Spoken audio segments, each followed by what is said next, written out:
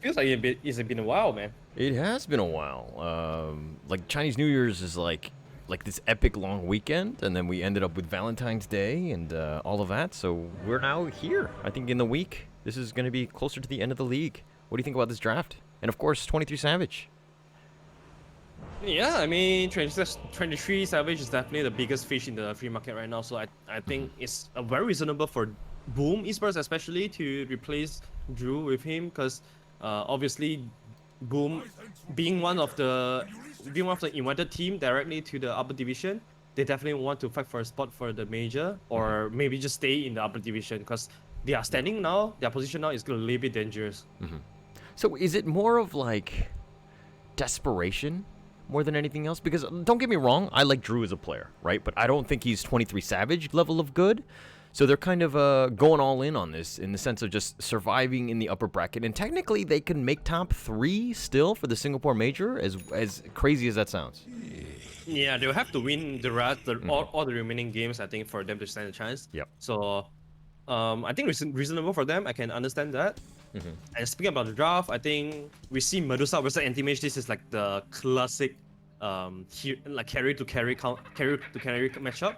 I like Execration a little bit more, to be honest. I think they tick a lot of boxes. Their draft, they have Mars, Medusa as the opening. These two heroes works together very well.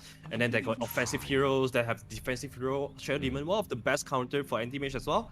So a little bit more easier executed, I would say, for Execration side. And like this is like such old school Dota in the sense that like, oh, they got a Medusa, we got to go with AM and we have the ultimate counter. But as we've kind of seen, AM, in my opinion, yes, it's a great like late game hero, but can 23 Savage take on this Execration monster as they're mobbing in, they're looking to just fight this one? They do have the disruption, and that's looking to be first blood. This is not a good spot for FBZ. Tag team to slow him down. God's Rebuke is going to miss a little bit, and not much FBZ can be done. Oh, my gosh, did they? Okay, there's sleight of fist. I thought they were going to let him go, but I think Ken actually had to skill that up. Not the greatest first level skill that is. Oh, this is so good for Execration, especially that Ken is the one getting the first blood glow. So this is gonna help him fare a lot better against the Queen of Pain on the lane, because this lane is slightly Queen of Pain favored. But with the first blood, he's gonna get a go for the extra tangles and stuff and stuff. So that's gonna be very helpful for him in the lane. And Beastmaster already getting very heavily punished in the early game. And especially this lane, Medusa versus Beastmaster, I don't think Medusa will have a lot of pressure in this lane at all. Yeah, normally it's like that right counter for Beastmaster with all his boars and everything. Just the snake and everything just creates so much havoc. But if we're looking more in the bottom lane, Clock AM versus a Shadow Demon Mars, what do you think about this bottom lane? And does 23 Savage have a chance in the laning phase? You are too slow. Anti-Mage versus Mars really goes both ways. I think this really highly depend on how the post 4 help, how the post 4 and post 5 help in their respective roles. In this case, I would think that Clockwerk is pretty good in zoning out the Shadow Demon, so that would give Anti-Mage the space for him to 1v1 Mars, and he could actually burn a lot of mana for Mars, and Mars on the other way can do a lot of harassment to Anti-Mage as well. So should be a 50-50, but I think there's a lot of action will be happen in this mid lane and bottom side. Yeah, I agree with that. And I mean, 23 Savage here still tops in terms of, well, he was in last hit. So this guy really, he's been farming up, I think, what, 3 accounts at 11k MMR? Yeah, he just announced that his third Smurf is at 10k already. So, damn, this guy is a MMR machine. And also another thing that we want to talk about is the Shadow Demon. Oh, FPZ though. Yeah, he's just going to TP away. He should be fine. And the boar is going to die. So rip to that one. But, okay, so 23 Savage is the type where, you know, he's been kind of a free agent for quite some time. He's been kind of mulling around. He had some chances into VG. Obviously, that didn't really work out. And as I say that, he gets disrupted here, gets speared back, and he's looking to go, but he blinks away. He should be fine. But is that break a good thing for 23, or is this, you know what I mean? Like, he's been playing nonstop, so I think he's in an okay spot, right? Yeah, sometimes we gotta rest so that you can go for the longer run. I think this break should be very helpful for him, since that he can, like, as we can see, he has already used this break to get what, like 3 account to 10k MMR. I think that's very good in shaping his or polishing his own game. And in terms of team play side of things, I think honestly, he's not gonna get too behind too much, given his talent. And still, you can see that a lot of teams they're willing to replace their own core for 23 Savage. So Yeah. he's not gonna run out of opportunity. And is picking up because obviously, you know, there might be like a language issue. This is the first non-Indonesian player on Boom. Is it because, you know, position ones you don't really need to talk to them? Is that what it is? Maybe, and especially in this patch, carry role is really the role that you just sit quietly and farm as efficient as you can. You don't really do a lot of proactive move. So I think in this case, I think it's a lot more acceptable for Boom to get someone that be quiet on the carry role. Because imagine if you were to replace Mikoto and have someone that have language issue on the mid lane, that would be a big no-no. That would be a very hard adjustment for them to make. I agree with that, but I feel like this is the opposite of all my pub games, where the carry is the most vocal and toxic guy. So communication is definitely something where I would hope to just mute him.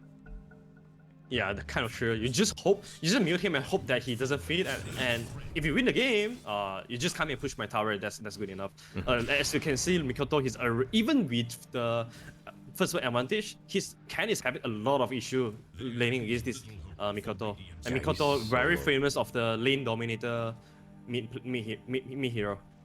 And I mean, he's just really on point. And I mean, Ken is okay. He's just waiting for it to tick over. He does have a salve here. But he's doing the best he can in terms of like last hits. Obviously, he's the last in terms of the core, so he does need to be careful. Mikoto, man, though, is on a roll, level 4 here, just canceling out the bottle. And Flame Guard is going to run right at him. Ken does need to be a little bit careful, but it's so 50-50 this matchup. It's really skill intensive. It really depends on who has a better understanding of this quad versus Ember Spirit matchup. As you can see, Mikoto, he's waiting for Ken to use the Side of Fist before he uses the Shadow Strike. And he actually had to TP away just to keep himself alive. On the other hand, 23 Savage still doing all right in terms of last hits, 19-2, but more denies going the way of Rupido. It looks like they've completely given that lane up. There's no supports in that lane. Are you okay with that? This one-on-one? Yeah, I'm okay with the one-on-one. I think BTC is doing a very good job in securing the power runes for Mars, because Mars is already struggling so much. You don't want Mikoto to get any power runes that can further his advantage on the lane.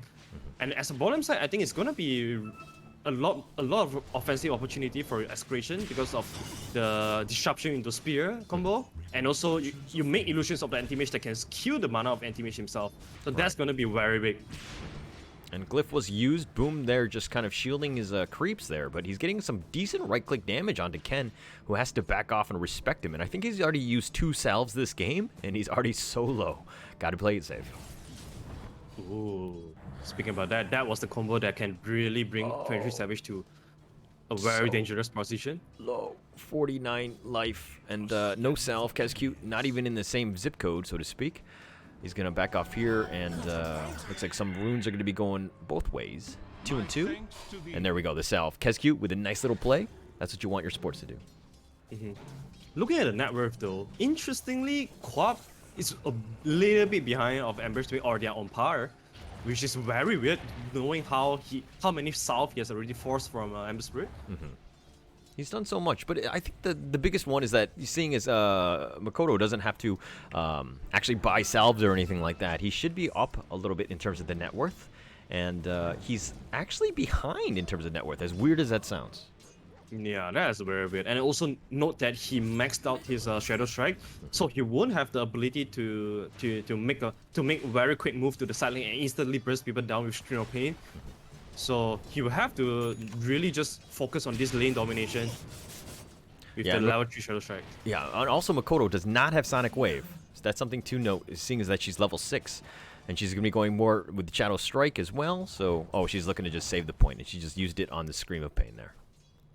Yeah, I think it's okay since she went for this Shadow Strike skill point. I think it's okay for her to not get the Sonic Wave first, because she's not looking to rotate at all for now with this skill build. A little bit of a trading action going on. RR and Hyde just kind of giving them support love, but RR is going to back off here. But we talked about the top lane where FBZ was going to have a little bit of an issue in terms of going up against Medusa, Yahweh that is, And if we're looking at net worth, BDZ is kind of winning this, or FBZ, excuse me, is winning this one. Yeah, this is really highly dependent on how tight perform in this lane, and because of the presence of Phoenix, you can never trade hit. You can basically never trade hit with the Beastmaster. So Beastmaster is just been farming. Necro book already done at the level 1 with raindrop as well. So he's a very tough man to bring down. And Medusa actually is looking to do a lane swap. And if we see Ember going in the top lane, that's speaking of which, 23 Savage gets speared back. Can he blink away? He gets the counter spell. And with the fast fingers, he's actually fine. 23 Savage, that was very close. Yeah, but this is as close as killing him, because he has to run all the way back home now. Oh, Roar's been committed onto Ken. They're going to go in Sonic Wave, but he actually dodges that. He remnants away Ken with the plays, and he goes right back to farming. Yeah, not exactly having the sufficient amount of damage to bring him down, but they should be able to secure the top lane with this. And Ken will retreat back to his nice little stack there for him to recover back to the lane. As you can see, Ember Spirit already fully recovered himself from a very bad laning position. He's already like 300 gold ahead of the Queen of Pain. And we talked again about Mikoto doing alright in the lane, but she's actually dropped. I mean, yes, she's rotated here. Yes, they get the top T1. Cancel TP there, but she's actually bottom in terms of cores for net worth. Is that something worrying for Boom ID? Very worrying. That's the risk of going for more level on Shadow Strike early compared to the Scream of Pain, because it really restricts you to only lane domination kind of playstyle. It wouldn't allow you to make rotations or farm in the jungle to skill, so it heavily decreased the ability for you to skill as a Queen of Pain. So that's the biggest weakness of Queen of Pain, and it's really showing right now. Yeah, and she's struggling, but Yahweh's kind of just happily taking mid, will happily take that. Ken, on the other hand, has to remnant away and has to play a little bit safer, seeing as that there's so many members of Boom here. The Shards is actually going to be a little off the mark. The Phoenix dive forward, Hyde, and here's the snowball right into Hyde, and Hyde is looking to fight this one. Mana Void has been used, but they do get the kill on RR. The remnant away, and that's going to be 3 heroes for Boom ID. And, sorry, I keep calling Boom ID the old school one, but they're going to look to just stay in the top lane there. A very slow game right now for both sides, but you know, it's weird because the slower it is, the better for both teams really, since they are running a Medusa versus Anti-Mage lineup. It really depends on who can make more efficiency play in a early game. Oh, but the arena's going to be committed. He's going to cogs away just to keep himself alive. He does get speared though. He's going to be back, but Hyde actually TPs, and I don't know if that's enough in terms of you know, support here. Here comes another TP. Makoto. Okay, Kesku just gets exploded by the poison, and it looks like BDZ is able to get away. Both of them get away. Wow. And on the other side, Ken will be able to get away too. I think if Mikoto wants to commit, if he would commit the Sonic Wave there, I think Shadow Demon may have died. But you probably want this to get a bigger kill, or maybe one of the cores on the Execration side. The biggest thing is that Boom Esports, they will have to take down this early mid tower. Otherwise, Medusa will farm more efficiently than Anti-Mage before Anti-Mage hits the Fury timing. So that's something that Boom Esports have to be really worried about. Well, I have faith in Yahweh here. I know that, I mean, you can kind of keep on pace with AM, assuming you've got the right amount of damage and your team is providing a lot of space. So it's really up to the team to make sure that Yahweh has what he needs, excuse me, to just constantly push here. But Yahweh's just kind of left alone in the mid lane. 23 Savage still tops in the top lane, that is, but it's still a ways away from that Battle Fury. Yeah, Medusa already have a full level of what do you call that? The farming item. A speed shot already on level 3, so he's gonna farm very efficiently. Bottom side, Rubido, he's trying his best to take down this early mid tower, because they know how important it is to create the space for their team to get more farm on the map. Yeah, and I mean, 3 members of Execration, you're basically saying, yeah, we need this, we need to provide as much space as possible. On the other hand, though, it looks like Ken is still in the top lane, Yahweh's in the mid lane, just trying to do what they can.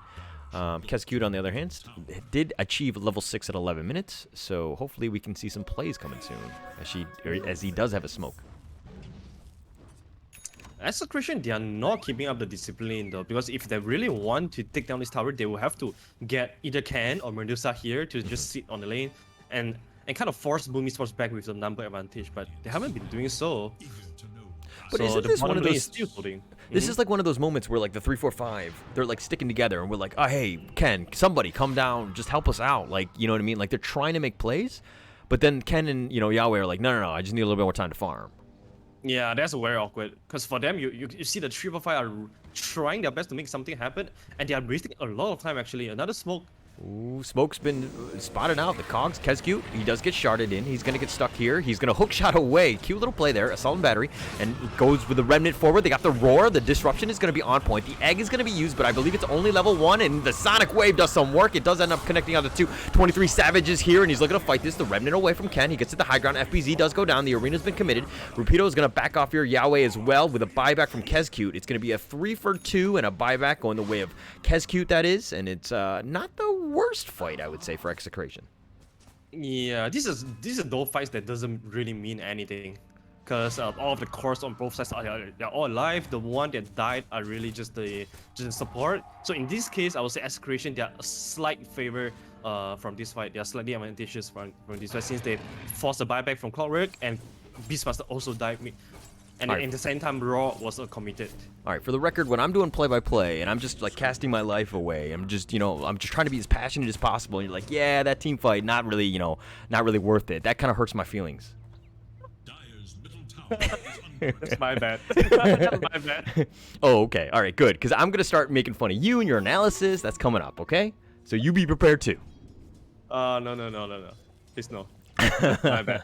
That was a very meaningful fight from each other side. Good. If they don't ever fight, like what are you even watching here? Exactly. I'm just gonna be like, water is wet. All right. Nonetheless, Yahweh's kind of pulled away in terms of the net worth. 23 Savage, though, I mean, still a ways away from Battle Fury. Is this worrying to you? Not really. I think he's doing fine. Okay. And is this, I mean, obviously he's playing for this season, 23 Savage. Is this more of like a tryout? Is this, what do you think of the level of why 23 is going to take this opportunity, so to speak? I mean, first thing is he definitely doesn't want to be idle for too long. Especially when, like, you can look at his social media. He's like saying at one point he even posted on his Facebook that, okay, any team that's struggling right now, you can feel free to contact me. So it feels like he's very passionate to be playing again, and of course he does, because he definitely deserves to be in one of the team in our division. Another thing is, talking about tryout, I think this is a huge tryout for him as well, knowing that he hasn't been active for maybe like 3 months ever since Fnatic. So I think this is gonna be, a lot of teams are gonna be looking at this. A lot of scouts, if there's one, will be looking at him and says that, all right, knowing that you are doing so well in pub games, can you translate that or convert that equally good to your competitive games? Yeah. So, okay, I mean, like, worst case scenario, I think that he should just be selling 10K accounts, right? I did reach out to him and he did not respond to me. That would make him a lot of money. That would make him a lot of money. Totally. All right, so he's having a little bit of net issues here, but okay, it's 5-3 going the way of Execration. Are they doing enough, or is this still kind of up in the air? The thing for Execration is they know that they are pretty confident going to the mid and late game, because they have the tools to kill Anti-Mage with the spear from Mars, with the lockdown from either all 3 heroes have lockdown on Ember Spirit, Tusk, and also Shadow Demon, and all of them are pretty solid against Anti-Mage. So I would say, on the other hand, Boom Esports, if you think about the damage from Medusa, it's not really there. Yeah, well, not yet, but I mean, look at this net worth lead, right? Has Yasha already. He's going to be going Manta very soon. Like, what item does Yahweh get before, Boom is kind of like, oh, we're kind of behind. We need to start worrying a little bit.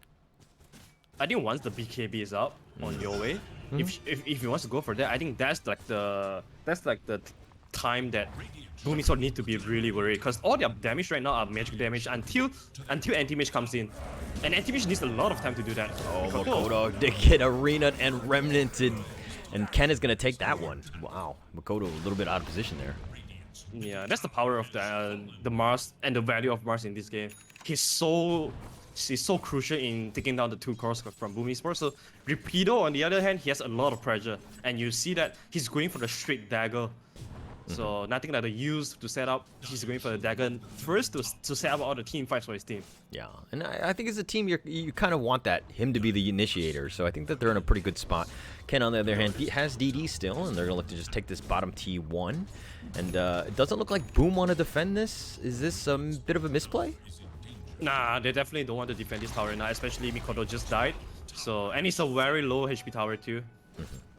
They are gonna spend a lot of resources just to defend this tower. I think it's okay for them to give it up as long as the mid tower is already gone too. So Boom Esports, they are gonna lose a little bit of the map control here, but it's gonna be very important for them to stick together so that they don't drop heroes to the Blink Dagger Mars or even Ken. Okay, as I say that, but like 23 Savages, you know, AM, you don't really want to be sticking together too much, right? Has Battle Fury here, so the farm rate will accelerate, but do you actually want to go 5-on-5 into that Execration lineup, which seems to have a decent amount of team fight? I think Anti-Mage, he has a good timing for him to join team fight, is that he has to always monitor the mana of your way. Kesku got left behind, but the Invis is there. Oh, they speared him.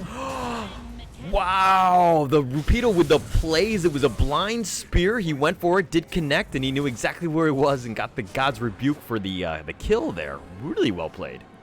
Yeah, that's the kind of instinct that a Mars player have. And as you can see, he's a gold tier Mars player.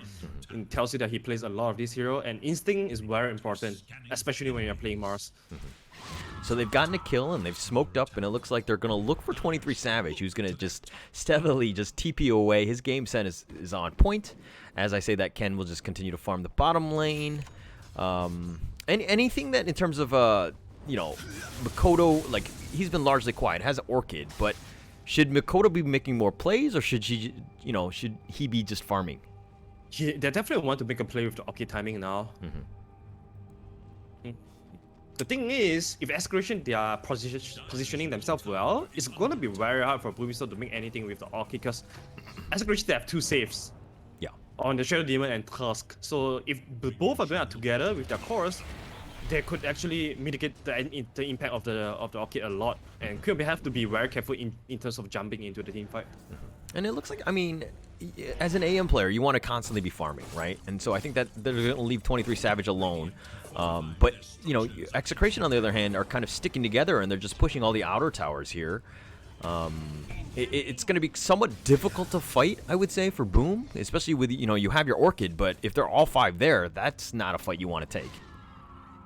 Yeah, that's the power of the Execration draft. As long as they sit together as 5 and push down towers, it's really hard for Boom Esports to invite those kind of the fights, because you know that 23 Savage is not going to be joining the fights. Right. And this is the strength of Medusa.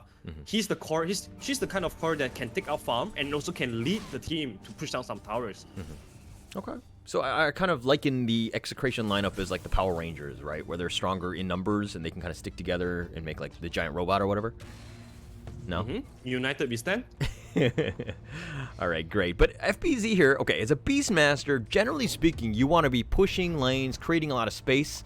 And yes, he does have Neko 3, but he hasn't really provided that much space. And net worth-wise, he's bottom of, in terms of the cores, he's doing the worst. Is this something that you need to worry about? Top lane though, I worry about R. He's fine. Oh, no. He's fine. I didn't even call it because I knew he was fine. Really? Look at you. You're like an Asian dad. You're all worried about your kids. Like, it's fine. He's fine. He's, you know what I mean? Yeah, he fell down once. He took a little damage. So what? Oh, casket. They have the hook? Yeah, but this camera work. Wepis, they do have the hook shot. They found Rupido, that is. He's burning to the edge. Oh, but the disruption's on point. Can they actually save him? He blinks away. He's fine. The egg is going to be used on the back end. The snowball. And they do have the walrus punch. They turn this around. The egg is going to go off, but RR is going to be left for dead or 1-for-1. But Rupido does get away with that nice save. Oh, that was very worth it. They managed to save their core, and also they forced the Supernova from Phoenix side, which didn't get anything but a post-5 kill. That was really, really good coming up from BDZ. Yeah, and as I say in the draft analysis, Execration, they have run this Mars plus Shadow Demon a lot of times, and their win rate on these heroes are really high. The versatility and flexibility from these the duo of these is just so valuable. You have so many ways to initiate and also counter initiate. Yeah, it's actually quite nice there. FBZ doing some work, even mana draining Ken there, and they have to respect that. FBZ is looking to push the bottom lane, create a little bit more space, but it looks like KezQ is going to secure the rune here. 23 Savage, though.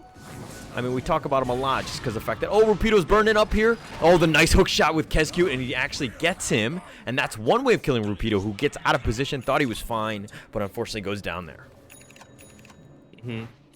So we are gonna run. We're entering the mid game area. So this is where sometimes the more the inexperienced team that would lose out a lot of opportunity to push down towers to keep their snowball going. And it seems like for the past few minutes, Execration actually haven't been able to make a lot of proactive stuff. Oh, Ken's been silenced, and that's the power of the Orchid. The snowball did go in, but it was not fast enough. Walrus punch on the hide. They blink, and they know exactly where RR is, but he's going to lift the TP away. He does go down on this one. So Makoto securing a nice little double kill there. And one thing to note, though, and through all of this, Yahweh actually picked up a Scotty. What an amazing timing on the Manchester plus Skadi, but this is where they need to start making some plays happen on Execration side, because at the span of last minute, they dropped 3 heroes all across the map. So this is a very good momentum swing coming out from Boom Esports, as you can see, with the 3 kills they managed to take down the top tier 2 tower. So this means that there's gonna be a lot of split pushing pressure coming out from Anti-Mage on your high ground. So Anti-Mage could actually use that advantage to the maximum. Okay. AM has Manta already, so I think that, 23 Savage is farming quite nicely here. Is going to be going Basher into Abyssal. Are you okay with that? And maybe BKB on this list? 100%. He needs the Abyssal Blade so that he can be a threat on the map when he's doing the speed pushing, so that Execration cannot just send one guy to defend him. Otherwise, Orchid on Ken. He's going to be burning with the nice hook shot there. Just a really nice play. All the combos stacking on top of each other, and Boom secure another kill. Yeah, the 1 minute of slopiness turns everything around. And right now, all of a sudden, Boom Esports, they have 4k goal lead. This was gathered in 2 minutes of time with the 4 kills and the top tower pushed. Yeah. And this is what sometimes, when you're playing a good team, they capitalize on your mistakes so well. And Yahweh's been happily farming, hasn't been dying, but Execration, the rest of the team, on the other hand, has been. So in terms of this shift, it's been there, but 23 Savage even just helping taking out that mid T1. Still pretty neck and neck though. I mean, yeah, it's 5k net worth lead, but Yahweh still tops. Are you worried as Execration? I'm getting a little bit worried now because like Ember Spirit and Mars, they're starting to fall off right now. And like ever since Ken get his dagger, yeah, he get a good kill on Mikoto, but that's just it. That's really just it. They haven't gotten any bigger kills other than that. So that's Execration. Oh, Kez cute. He gets speared, but he gets speared to the low ground. That actually helps him, but the disruption is on point, and that should be enough. And they do have him cogged in, or he cogs himself in, and he does go down to RR. Can they convert this into something else though? Because they have to start pushing down some towers. Mikoto. Oh, Makoto is like a bad rash in the sense that he is constantly on Ken, not giving him any space, and he has to respect that because of the Orchid. So Ken, obviously you can go Manta, BKB, Lincoln's, all that, and it looks like BKB's in the next buy list. But is that enough for Ember? I think BKB is going to be enough unless he gets raw and then just get burst down from 100 to 0. BKB is very, very necessary here for him. The thing is, like, he has got a long period until the BKB. Oh, okay, maybe not. He's very close to the BKB already, just another 100 gold. So they're going to wait for this timing, and then they're going to make some big move, I assume. Because if they still don't make move, I think Anti-Mage is going to hit the Abyssal Blade timing very soon, and that's going to be very momentum swing. A very big momentum swing. As he got the DD here, they're going to walk all the way straight to Roshan. Execration, they have to defend this Roshan. Yeah. Do they have any clue though? Doesn't seem that they have. Yeah, it just seems like a nice call here. Oh, the smoke is actually going to slow things down. They were actually on point to kill it very quickly. KezQ just being a little cute in that sense with that smoke, but the shards should scout this out, but they got Aegis already. That was very quick, and a heads-up play by Boom. Yeah, that's a very lucky DD one as well. And Anti-Mage, he actually goes for BKB before the Basher, alright. He wants to fight first. He wants to take the fight now because BKB also completed on Queen of Pain. So they are gonna have a dual core BKB timing, which will allow them to just go all the way straight to the back lines, especially the Ember Spirit. Yeah. And if they were quick enough, they should have spotted that, especially since 23 Savage was farming the creeps there, giving away a little bit of vision. But it looks like he's by himself, or he's with his Kescute, that is. They do get the disruption. The hook shot is going to be a little off the mark. Kescute is now running for his life, realizing that he doesn't have his teammates, and 23 Savage has already blinked away. Was that a communication issue by Kescute? Like in the 23 Savage? Not sure what they tried. Not sure what they're trying to achieve there, because Mikoto is so far away. FBZ is so far away as well. It's only 23 Savage and Cascade, so I think probably don't want to make a move there. Even though they have the Aegis on Anti-Mage, they still want to force the 5 versus 5 because you have the Supernova, you have the Raw. Yeah. I mean, it seemed like they were completely on the wrong page, though, right? Like, 23 Savage is like, oh, let's just bait stuff out. And then Kescute was like, let's fight. And then just kind of went in there and he's been left for dead. At what point do you just report him for feeding? Kescute, that is. I think you're going to report when the game eventually loses and you are super angry. You need to let it out at someone else. Then poor Kescute will tank that, I'm sure. Yeah. I can't wait for the day when we can see Overwatch and maybe see names and then see like a pro player being like, oh, he was reported for what? And then we can kind of do the Overwatch case on him. That's going to be very painful, like some of the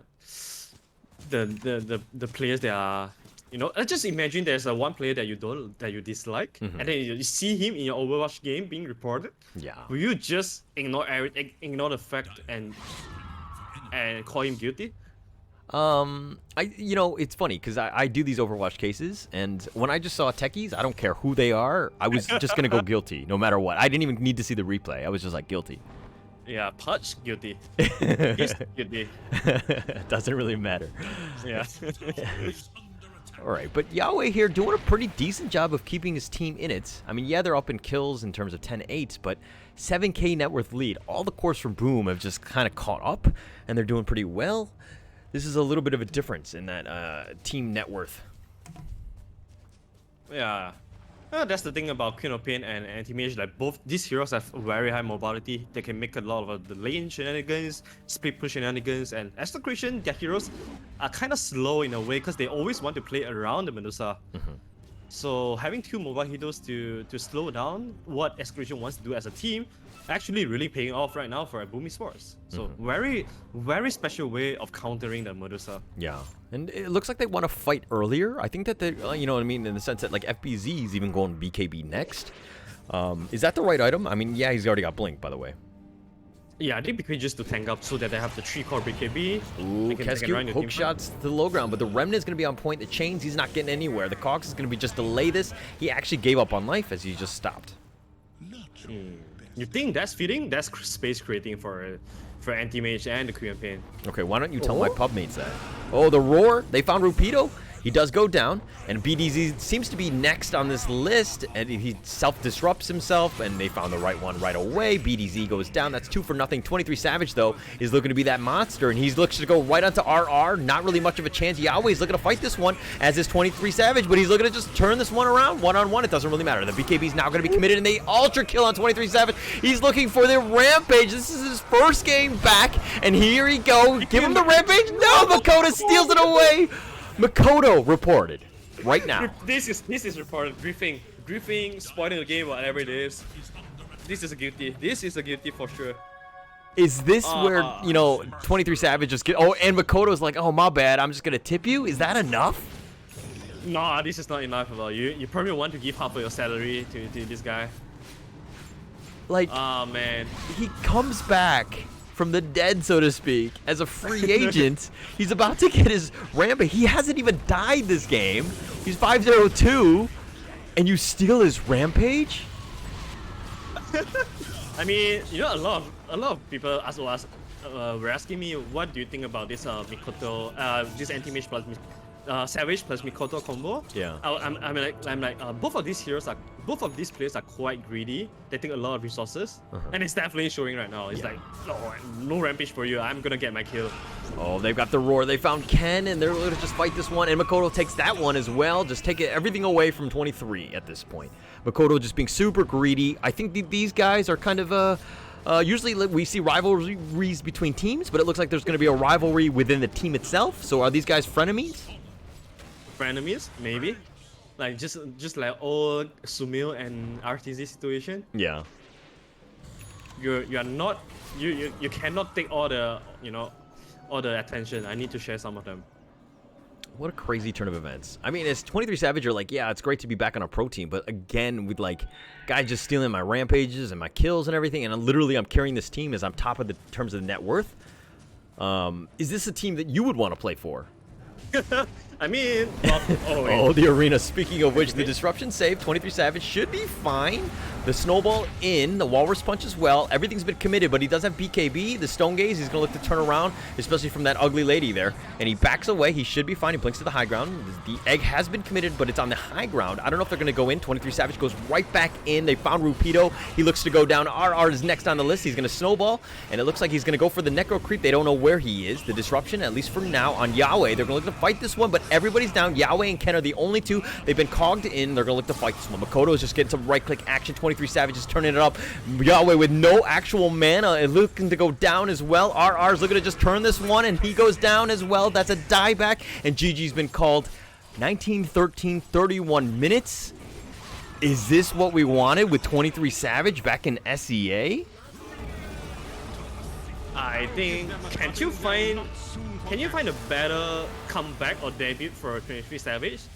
I think he definitely can find one. If he has the rampage there, that's going to be perfect. But that being said, it still was a very perfect first game of the return of 23 Savage. You have him on his signature hard carry, farm intensive carry, Anti-Mage, and he was able to reciprocate you with the 707 KDA, perfectly counter. Like the one fight that he got ultra kill with, basically sealed the deal.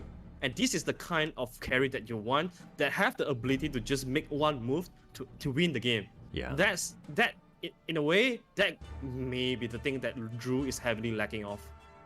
Interesting. I mean, you're saying that, and Makoto's very greedy, even stealing kills in the, at the end or whatever. But like, they're both stepping up. I think that in general, you kind of want these cores that are just very high impact, that are going to be making a lot of kills. Makoto did suffer a little bit in the laning phase, so definitely caught back up in that sense, but did the most damage in the game itself. With 21,000, damage, that's going to be pretty crazy right there. But, big props to Boom Esports. Welcome back, 23 Savage, to SEA. Yeah, that's going to be game one. Let's take a quick little break, and then as we go into game two. Yep. Talk to you in a bit. Yeah, I'll see you in a bit.